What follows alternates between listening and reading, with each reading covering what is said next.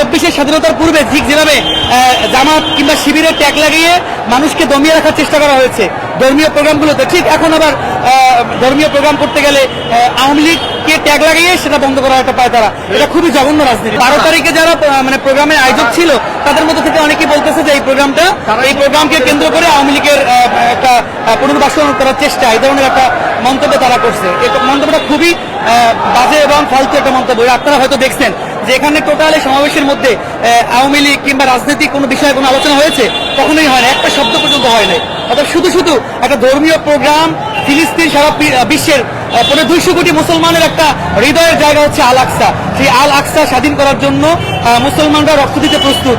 আর সেই আল আকসা এবং ফিলিস্তিনের উপর যে বর্বর ইসরায়েলি অত্যাচার নিপীড়ন চলছে, সেই অত্যাচার নিপীড়নের বন্ধের বিরুদ্ধে কিন্তু আজকে এই সমাবেশ ছিল।